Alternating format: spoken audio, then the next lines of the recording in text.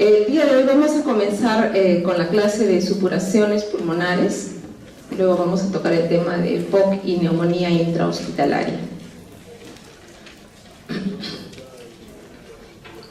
El nombre lo dice. Cuando ustedes están tocando el tema de supuraciones pulmonares, ustedes ya han visto el tema de neumonía, han visto que no todos los pacientes que tienen neumonía tienen una evolución natural de la enfermedad. Hay pacientes que se complican y de pronto comienzan nuevamente a hacer temperatura o de repente requieren apoyo de ventilación mecánica asistida, o de repente el paciente comienza a hacer ya una evolución tórpida por su estado de huésped inmunosuprimido y va a llegar el momento que va a complicarse con algún tipo de colecciones que pueden ser una o varias.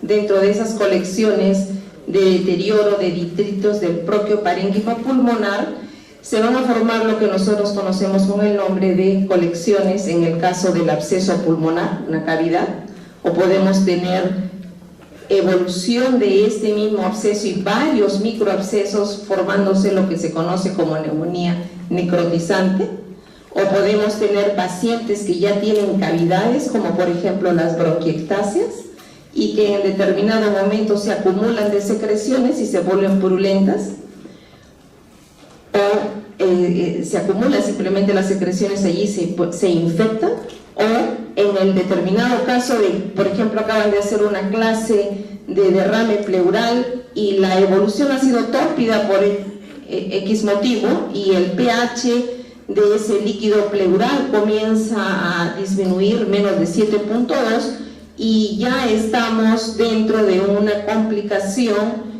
y formación de pus dentro de esa cavidad que lleva el nombre de empiema. Entonces, para remarcar y ya ahondar bien en la definición, cuando hablamos de infección pulmonar supurativa, estamos hablando de que hay una destrucción del parénquima pulmonar. Si está dentro de una cavidad, ese líquido, ese tejido necrótico pulmonar va a llevar el nombre de una cavidad o absceso solitario si el tamaño es mayor de 2 centímetros, y si es que encontramos varias cavidades y menores de 2 centímetros en el parénquima en diferentes áreas que conforman la neumonía necrotizante. Entonces simplemente vamos a demostrar luego con el hallazgo clínico los síntomas, los signos, van a ir a encontrar signología y van a tomar la foto de la evidencia, ya sea radiográfica, tomográfica, para demostrar lo que ustedes están planteando. Bien, hay algunas diapositivas que yo les dejo en inglés y he tratado de esta vez de retirarles la mayoría porque una de las cosas que a mí realmente me permitía que yo les haga este tipo de diapositivas en inglés es porque las diapositivas cuando uno va a un congreso la mayoría son en inglés, hay que recurrir a audífonos y siempre les recomiendo hagan 2 idiomas, que el básico es inglés por la literatura, pero yo he tenido una pésima experiencia por poner diapositivas y las evaluaciones son pésimas las mías, entonces esta vez he tratado de colocarle el menor número posible, ¿no? Pero aquí sí dije, no, esto es bien gráfico, ¿qué queda de lo que acabamos de hablar? Yo tengo una área del pulmón con pequeñas zonas de necrosis y se van a juntar y forman grandes cavidades y progresan y se forma el absceso. Cuando sucede esto, nosotros podemos preguntarnos en el tiempo de la historia clínica, en la anamnesis, ¿cuándo se presentó esto? ¿En 4 a 6 semanas? O sea, ¿estamos hablando de un proceso agudo? ¿O estamos hablando que esto es ya de más de 4 a 6 semanas y estamos hablando de un proceso crónico? Entonces buscaremos plantearemos determinadas enfermedades. En los casos agudos estaremos hablando, por ejemplo, de la complicación de un absceso o una neumonía necrotizante. A las 2 semanas de una enfermedad el paciente ya tiene una evolución muy buena, pero ¿qué pasa si estamos la 3ª, 4ª semana y el paciente ya está presentando nuevamente fiebre, tos, secreciones, expectoración? O en el caso de los pacientes que ya tienen un historial de enfermedad pulmonar obstructiva crónica o que ya tienen bronquiectasias y ya están 4 a 6 semanas de cuadro bronquial que se está tratando. O en el caso de aquel paciente que ya tiene 72 horas de antibiótico apropiado, está yendo muy bien las primeras 24, pero pasaron 3 días y el paciente nuevamente se deteriora, alteración del sensorio, fiebre, leucocitosis, y tomamos una imagen y ese derrame tan simple ahora es un derrame que ya está loculado o enquistado. Siempre que evaluemos dentro de la clasificación tenemos que ver quién es el huésped. El huésped es el tipo de huésped es primario, es decir, que es un paciente que, por ejemplo, yo le he sometido para hacer una broncoaspiración.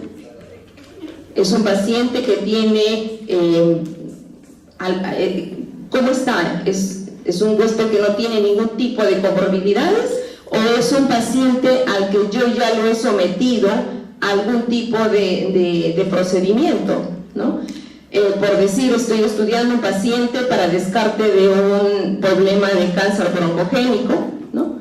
Y entonces y ya estoy viendo que esto es un proceso secundario, o este es un paciente que ya tiene bronquiectasias, o está inmunosuprimido, o acaba de recibir un trasplante renal, por decir, o está ya trasplantado y está con un problema de corticoides. O sea, busquen qué tipo de huésped es el que tienen con ustedes, porque también eso nos va a ayudar a pensar cuál es el probable germen que yo tenga, porque si le va a dar este problema supurativo a una persona que no tiene ninguna comorbilidad, no es lo mismo que le va a dar a un paciente que tiene antecedente de alcoholismo, y no es el mismo aquel paciente que es, por ejemplo, portador de HIV y es usuario de drogas endovenosas. Entonces, los gérmenes van a depender mucho de qué paciente tenemos delante, para pensar si este es por pseudomonas, klebsiella, anaerobios, aspergilos, hongos. Bueno, dentro de la complicación, ¿cómo es que se produce la enfermedad? ¿No? Una vez que ingresa el inóculo, ¿de dónde viene? Generalmente nosotros vamos a recuperar toda nuestra vía oral está colonizada de una serie de gérmenes. Ustedes conocen la flora mixta. Entonces, si tenemos un paciente que tiene una septicemia por un punto de partida periodontal o se ha aspirado, ¿hacia dónde se va a ir toda ese tipo de contenido? Se va por la vía, en descenso a la vía aérea inferior. ¿Y qué va a suceder con nuestro paciente? El paciente va a presentarse la localización y lesión del parénquima pulmonar, produciéndose primero la pneumonitis por aspiración, y en el recorrido de los días se va a instalar el proceso inflamatorio con necrosis y la formación del proceso del absceso. Pero no siempre es así. Yo puedo tener también un paciente que tiene una valvulopatía, por ejemplo. Si yo tengo un paciente con una endocarditis bacteriana tricuspidia por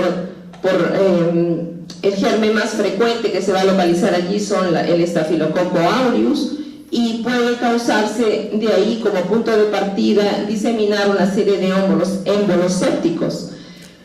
También puedo tener pacientes que tienen infecciones agudas orofaringias, o aquellos pacientes que tienen algún tipo de alteración como la tromboflebitis de la vena yugular, y de ahí va a disparar émbolos sépticos hacia pulmón. Se conoce el patógeno más común en este tipo de patología es el Fusobacterium necrophorum.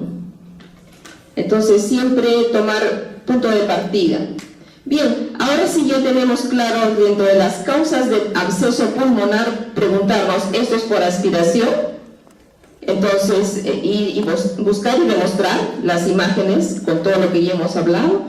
Esto es un proceso por una infección postneumónica que ha tenido una evolución tórpida, o esto es un problema porque yo tengo un paciente por un problema obstructivo como el que hablábamos de un cáncer broncogénico, por ejemplo, o esto fue por émbolos sépticos, o porque fue por una miscelánea por otro tipo de patologías.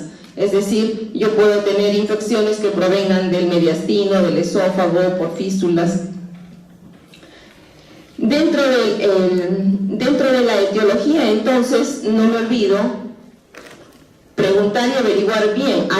Este paciente tiene aspiraciones, tiene obstrucción bronquial, ha tenido una neumonía, es un paciente con infecciones bacterianas frecuentes, ha tenido en la evolución de su vida problemas de infarto pulmonar o ha tenido un cuadro de una sepsis abdominal con formación de abscesos y por contaminación o porque ha habido algún proceso traumático que también puede ser la causa. Dentro de las etiologías tenemos que pensar en todos los gérmenes que pueden conllevar a ello. Ustedes conocen los anaerobios, los peptoestreptococos, otros dentro de ellos, porque siempre van a leer ustedes dentro de cuál es el germen. Puede aparecer prebotelas, tienen que acordarse de las porfiromonas, los fusobacterium, los bacteroides no frágiles. También tenemos dentro de la flora mixta anaeróbica y aerobia. También quiere decir que tenemos ahí Streptococcus milleri, el estreptococo microaerofílico. No dejamos de pensar todas las bacterias nosocomiales que ustedes ya conocen, buscar siempre los gérmenes gram negativos y no olvidarse de quién es el paciente para pensar en Staphylococcus aureus y ver si es sensible o meticilino resistente. No olvidarnos tampoco de los pacientes con una bacteria que se llama la Burkholderia pseudomalae, la Haemophilus influenza, el Actinomyces. Y no siempre hay bacterias, hay pacientes que tienen problemas por etiologías por parásitos. Ustedes muy bien conocen la entamoebis histolítica, por ejemplo. Conocen los pacientes con hongos, pacientes que han tenido coccidioidomicosis, aspergillus, criptococcus. No olvidarnos tampoco en nuestro medio del Mycobacterium y en los pacientes inmunosuprimidos y con vías o en unidades de terapias intensivas, por ejemplo, la pseudomona, los gram negativos, la nocardia. Otros gérmenes oportunistas de acuerdo al paciente, si tenemos pacientes con HIV o otro tipo de patologías para pensar en otros hongos. ¿Cómo es el diagnóstico? Si es una supuración, estamos hablando que es un paciente que puede pasar, si tengo un diabético que no tiene mayor sintomatología, puede pasar los primeros días incluso asintomático, pero en el transcurso de las horas ya aparecen algún tipo de alteraciones.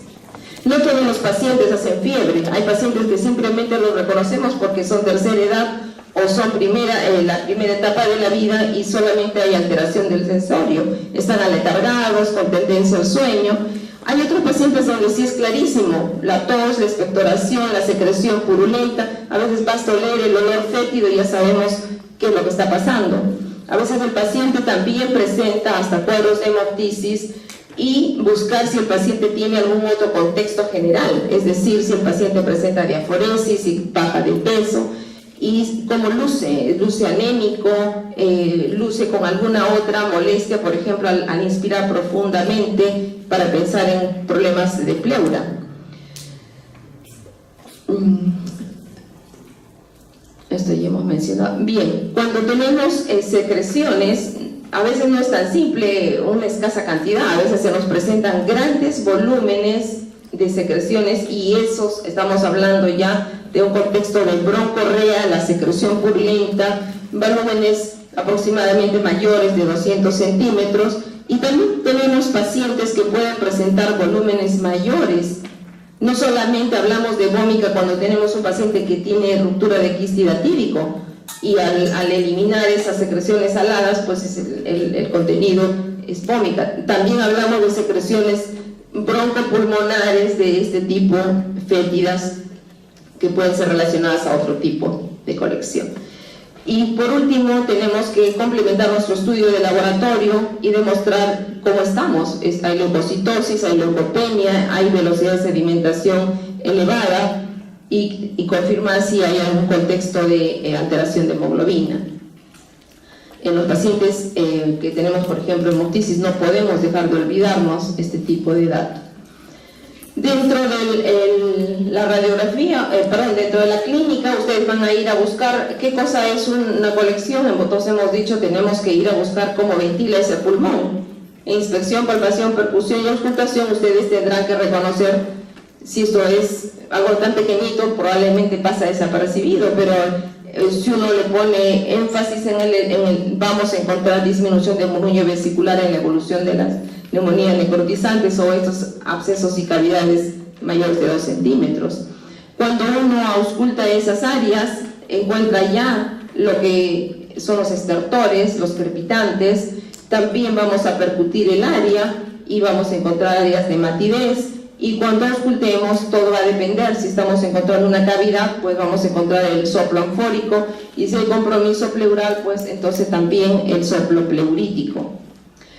Tomar la radiografía, la tomografía y evidenciar las lesiones. Fundamentalmente ir a evaluar las zonas más frecuentes, no dejar de mirar adecuadamente la parte posterior del lóbulo superior, que es el segmento 2, y no dejar de evaluar la parte del lóbulo superior, el segmento superior del lóbulo inferior, que hablamos del segmento 6. Confirmar siempre con imágenes. Ahí tienen una imagen, por ejemplo, el lóbulo superior, miren la imagen de consolidación con broncograma aéreo. No, acá tenemos pequeñas cavidades, pero miren la opacidad que hay alrededor.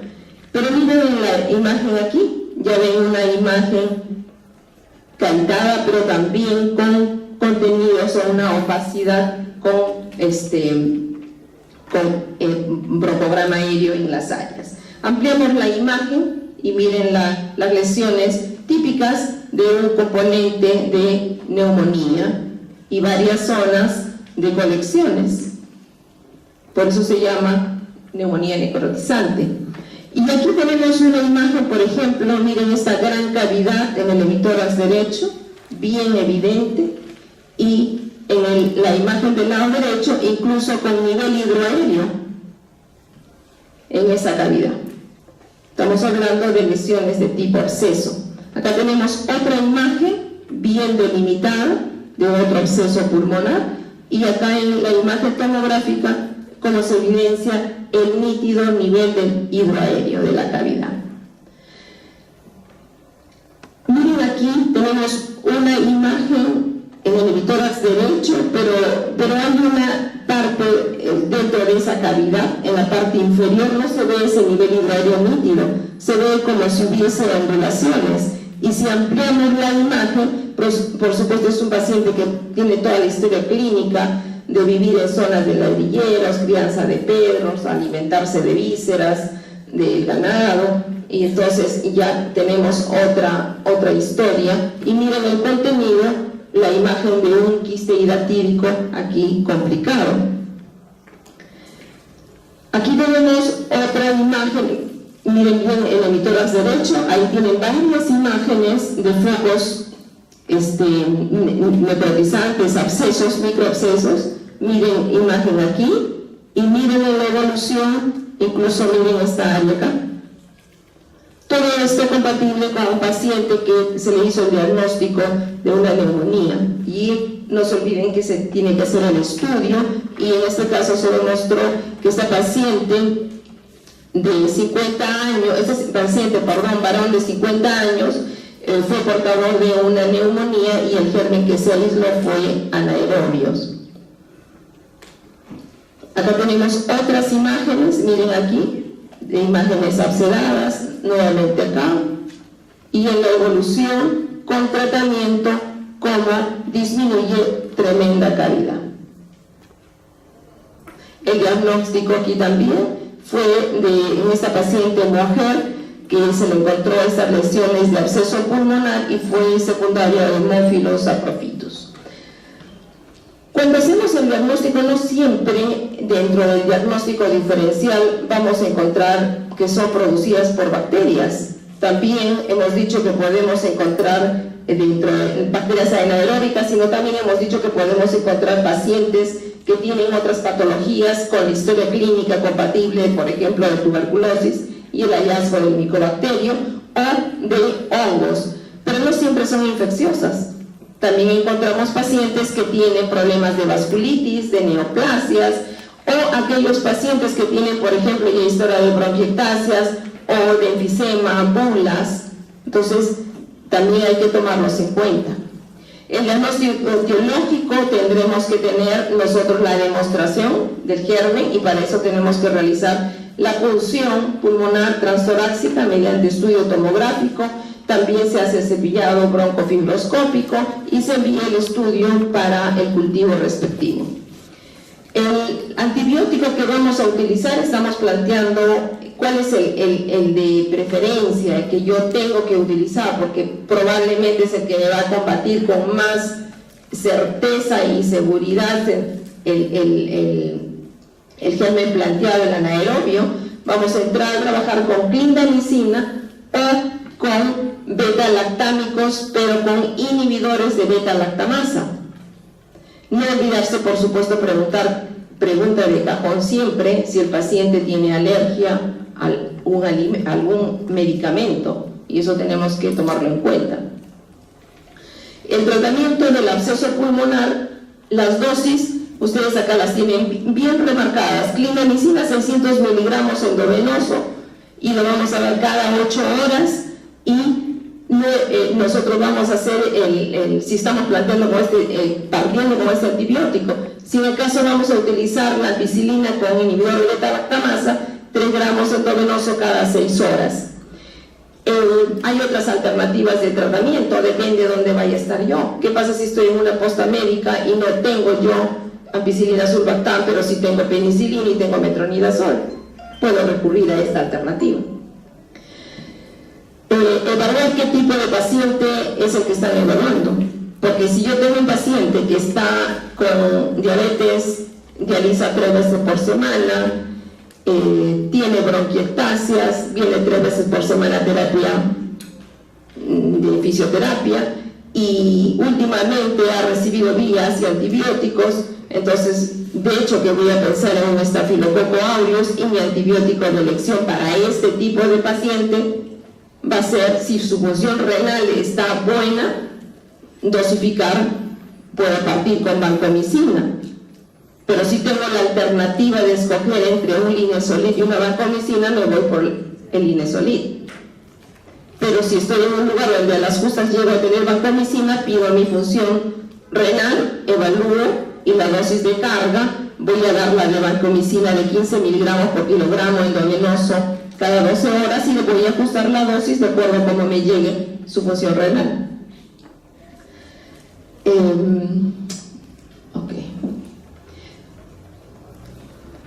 El tratamiento entonces es un tratamiento largo, es un tratamiento donde vamos a trabajar de 4 a 8 semanas, inicialmente parenteral, luego se va a pasar a completar el tratamiento oral, se va a reducir la cavidad y vamos a ver que no todos tienen una evolución feliz y hay que entrar a hacer hasta procedimiento quirúrgico. El pronóstico del paciente va a depender qué paciente es el que yo tengo, ¿no? ¿Es un paciente inmunosuprimido que tiene 60 años y está en una dosis de quimioterapia? ¿O es un paciente que tiene 45 años, es alcohólico, es drogadicto? ¿O es un paciente que tiene múltiples focos orales, es diabético?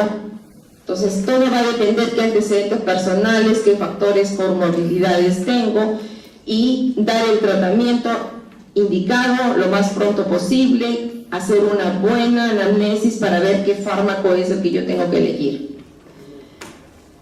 Aquí esto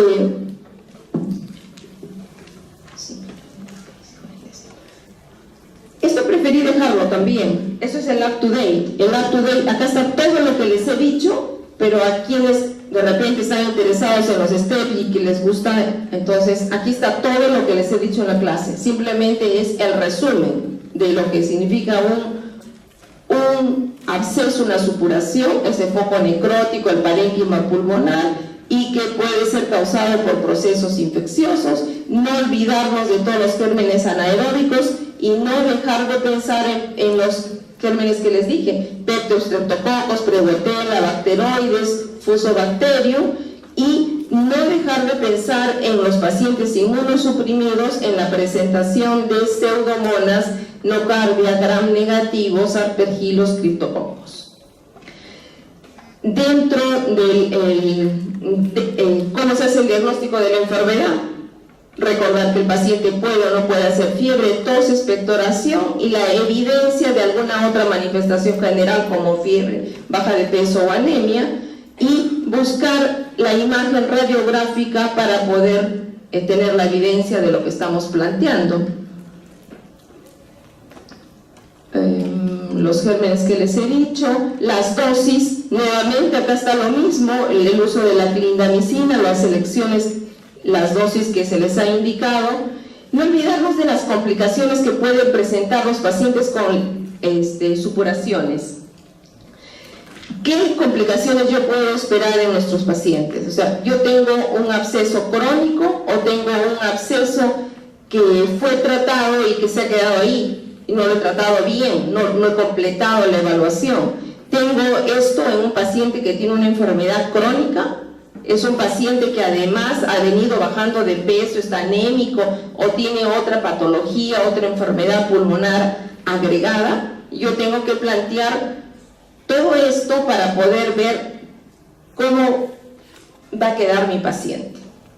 Dentro de las lesiones supurativas también hemos hablado de aquellos pacientes que tienen bronquiectasias. Entonces ustedes tienen aquí, por ejemplo, un paciente que tiene múltiples cavidades en la pieza anatómica del pulmón. En esta pieza anatómica ustedes pueden observar múltiples cavidades. Y aquí tenemos la historia clínica, por ejemplo, de un paciente una paciente mujer que fue sometida a varios estudios en varias oportunidades con el diagnóstico de neumonía. Y cuando se le amplió el estudio con una broncofibroscopía, se encontró varias piezas de pinas de los manís. La paciente, por supuesto, era una paciente de edad y refería que pues hacía muchos años que ella no había ingerido ese tipo de maní, ¿no? Pero para que vean que como una paciente que a los 73 años de edad, diagnosticada en varias oportunidades pensando en que de repente aquí hay algo más, ¿no? Pensando en tumoraciones neoplásicas, era un cuerpo extraño. Entonces, cuando tenemos otras imágenes, por ejemplo, esta es la de un paciente de 40, este es un paciente que fue diagnosticado de una enfermedad de William Campbell. Este es un paciente, como ustedes ven aquí, miren todas la imagen de los bronquios completamente dilatados. Y esto porque hay una deficiencia pues del cartílago a nivel de los cartílagos en los diferentes órdenes de los bronquios, desde la cuarta hasta la novena nivel. Entonces, ¿qué entendemos nosotros por bronquiectasias? ¿Qué es una bronquiectasia? Es una dilatación, como lo que han visto en el parénquima, en la imagen de patología.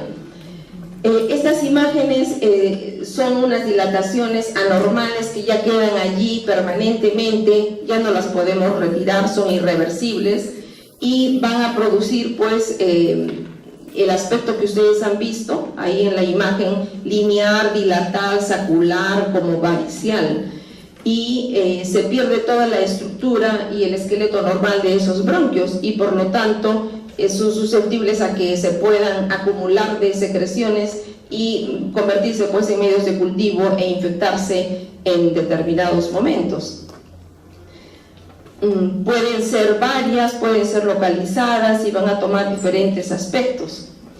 Cuando tengamos un paciente así que nos venga con tos, y esa tos es frecuente y estoy pensando que hay secreciones y siguen lo mismo, y el paciente en determinado momento ya comienza a hacer cuadros infecciosos, y sobre todo me preocupa cuando el paciente tiene defectos inmunosupresivos, porque esto se está convirtiendo en un proceso infeccioso crónico, y entonces tengo que completar el estudio de este proceso inflamatorio y demostrar qué es lo que está sucediendo allí en el parénquima pulmonar, porque dentro del proceso inflamatorio no solamente es la lesión de la pared bronquial, sino que se destruye todo ese cartílago y ya perdemos todo el epitelio ciliado normal, y entonces estas glándulas mucosas, imagínense toda la circulación bronquial normal y todas las anastomosis que se van a ir generando en esta zona.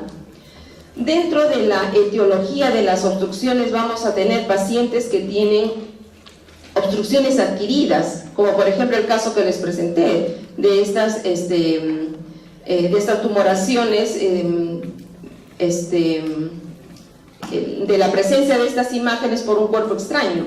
Pero también podemos tener otro tipo de patologías, por ejemplo, en un paciente que tenga enfermedades crónicas, la bronquitis crónica, en pacientes que tengan patologías de adenopatías, ¿no?, iliares, busquen otra patología, la de nuestro medio, la tuberculosis, busquen en los fumadores la enfermedad pulmonar obstructiva crónica, busquen en aquellos pacientes que tienen otras enfermedades reumáticas y no son causa de ello.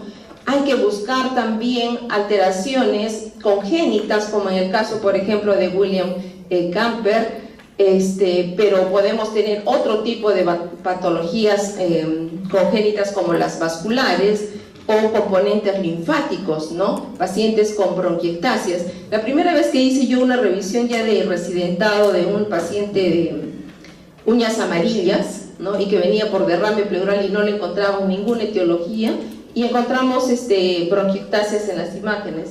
Fue la única vez que vi un componente linfático con este famoso síndrome de uñas amarillas, ¿no? También buscar otras etiologías de inmunodeficiencias, ¿no? Podemos tener inmunodeficiencias de diferentes inmunoglobulinas y que pueden ser simplemente por componente congénito, y hay que tenerla siempre en claro. También es muy importante, tenemos pacientes en la clínica, ¿no?, que vienen por alteraciones de mucoviscidosis, y el diagnóstico de fondo son alteraciones de la limpieza normal de estas lesiones que conocemos nosotros como fibrosis quística, y va acompañado de mucoviscidosis, y estos pacientes pues tienen este tipo de patología. Eso hay que hacerlo como diagnósticos diferenciales. Más adelante les voy a dar algunos datos más ahí. Y no olvidarnos, como les mencionaba, dentro de otras causas de bronquiectasias, pero por otro tipo de patologías, por ejemplo, las enfermedades reumáticas, la artritis reumatoidea, la enfermedad de Sjögren, o enfermedades inflamatorias crónicas asociadas al Crohn, por ejemplo. Dentro de los pacientes que tienen, por ejemplo, en la niñez cuadros de bronquiectasias, no podemos dejar de pensar aquellos pacientes que tienen, por ejemplo, esas tos frecuentes de pertusis. También ver los pacientes con enfermedades virales o otras infecciones, por ejemplo, por hongos. Aquí les he puesto específicamente esta diapositiva en relación a los cuadros de fibrosis quística, porque ¿cómo es que llegan a nuestra consulta? Estos pacientes vienen, ¿por qué? Porque tienen tos crónica, tienen cuadros de sinusitis, y cuando hacemos el estudio les encontramos que tienen el componente de bronquiolitis asma. Y en las imágenes evaluamos pacientes que tienen imágenes de bronquiectasia. Bien, en el diagnóstico entonces ya tenemos claro que estos pacientes van a presentar, por el tipo de alteración estructural, infecciones respiratorias a repetición. Estos pacientes pueden presentarse incluso solamente con tos, con expectoración, incluso casos de hemoptisis. Pueden venir con cuadros graves de disnea, dolor torácico, componentes generales, cuadros de insuficiencia respiratoria, por pulmonar. Y la imagen son como las imágenes que les he presentado, de signos directos, como por ejemplo la dilatación bronquial, que va la imagen del signo de anillo de sello, donde se ve pues la imagen, la relación bronquio-arteria, que es mayor de 1 a 1.5, y da la imagen como el del anillo de compromiso. Hay otros signos indirectos que pueden ver ustedes: el engrosamiento de la pared bronquial, la pérdida del volumen, el famoso nódulos en árbol en brote, patrón en mosaico, y la forma que adoptan las bronquiectasias, que pueden ser cilíndricas, varicosas o saculares, que les van a dar los determinados nombres. Por ejemplo, aquí tienen esta imagen, miren este anillo de compromiso y miren la imagen aquí, aire, y la arteria y el bronquio. Miren aquí estas imágenes lineares, cilíndricas. Aquí tienen otras, ya en gran número, y en las que tienen imágenes, como les mencionaba, saculares, varicosas, y acá ya todo el patrón, como si fuese un mosaico. Cuando tenemos al paciente ya tenemos que darle tratamiento, entonces todo va a depender qué es lo que tengo dentro de todo el planteamiento diagnóstico, ¿no? Esta es una agudización y yo tengo que darle un antibiótico empírico y de acuerdo al paciente que tengo delante, y tengo que ver esto es un cuadro de agudización leve o esto es un cuadro de agudización grave, y quién es el paciente. Si es algo leve, simplemente voy a pensar en los gérmenes más frecuentes, Haemophilus influenza, y mi cobertura antibiótica será en base a un beta-lactámico con inhibidor de beta-lactamasa. Si estoy pensando en un estafilococo aureus, estaré pensando de qué es meticilino sensible, partiré con una cloxacilina. Si estoy pensando que es pseudomona, en algo leve, las quinolonas, ciprofloxacina, por ejemplo. Pero si estoy planteando que esta es una agudización grave o que no hay respuesta ya cuando le he dado el tratamiento oral anterior a mi paciente, entonces ya tengo que ampliar mi cobertura antibiótica y ya no me voy a quedar en vía oral, sino pasaré a vía endovenosa en el caso de Haemophilus influenza, el beta-lactámico de 1 a 2 gramos cada 8 horas, y si estoy pensando en pseudomona, se asocia 2 medicamentos. En este caso podemos utilizar, todo va a depender cuál es la prevalencia de gérmenes en la unidad donde uno está trabajando y en el hospital donde uno está, porque puede ser que sea sensible esa pseudomona a simplemente una ceftazidima y asociarle a una micacina, o de repente resistente y tendré que ampliar a la cobertura antibiótica. Además de ello, tengo que evaluar si esto es simplemente una colonización inicial o esto ya es una infección bronquial crónica, y entonces mi cobertura antibiótica va en base a ello. No olvidarse que cuando hablamos de pseudomona siempre tenemos que usar antibióticos en asociación. Dentro del tratamiento de estos pacientes, como esto es algo crónico, no se trata que siempre le voy a dar cobertura antibiótica, más bien hay que trabajar con ellos en lo que significa prevención de las reagudizaciones. Entonces estos pacientes van a ir a múltiples terapias de fisioterapia, cómo se les va a enseñar las posturas, los cambios posturales y la higiene que tienen que hacer de ejercicios respiratorios siempre. Por último, dentro de esta clase vamos a tocar el último tema en relación a otra de las complicaciones supurativas de aquellos pacientes que tienen derrames pleurales. Y como ustedes ven aquí, miren en esta imagen, tienen toda la imagen de un contenido de un empiema, ¿no? Y miren aquí con todas las características. Esta es la placa de un paciente de 44 años de edad, que era un paciente drogadicto con uso de vía endovenosa con frecuencia, ¿no? Y el paciente vino con cuadro estaba yendo bien 24 horas después del tratamiento antibiótico, y 72 horas comenzó a hacer cuadro de fiebre y nuevamente sintomatología respiratoria. La presencia hablamos de empiema pleural, la presencia de pus en la cavidad pleural, ¿no? Y esto es a consecuencia de quién, es la consecuencia de la infección que partió allí, y hay que ver de dónde es el punto de partida, si esto es primario o secundario proveniente de las áreas contiguas, o si es que el paciente tiene algún tipo de componente secundario, algún proceso infeccioso sistémico. Ustedes saben que esto es una cavidad, un espacio virtual, pero que en el transcurso de las horas, cuando va evolucionando y es un huésped con todas las características de que este líquido se enquiste, se va acumulando y va aumentando, y se viene pues toda la sintomatología y sinología de un derrame pleural, pero con las características de que este contenido es francamente purulento. ¿Qué es lo que tenemos que hacer cuando tenemos al paciente? Ustedes ya saben cómo reconocer. Inspección, palpación, auscultación, percusión, y ya tienen toda la característica clínica de un paciente que tiene derrame pleural. Tienen la imagen radiográfica de una opacidad que incluso no solamente está en ese hemitórax, que sino también puede incluso hasta desplazarse hacia el otro hemitórax, ¿no?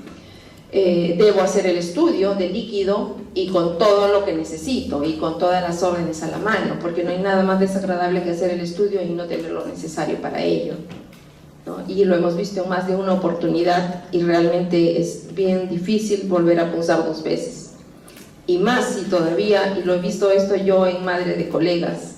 Entonces, precaución y moraleja, tener todas las órdenes, tener todo en orden, con conocimiento, con el cirujano torácico para poder hacer todos los estudios. Hacer, por supuesto, ese día todas las pruebas de bioquímica, porque tendrán que hacer todo el estudio, y ya les han hablado en las clases para ver el líquido, cómo se hace.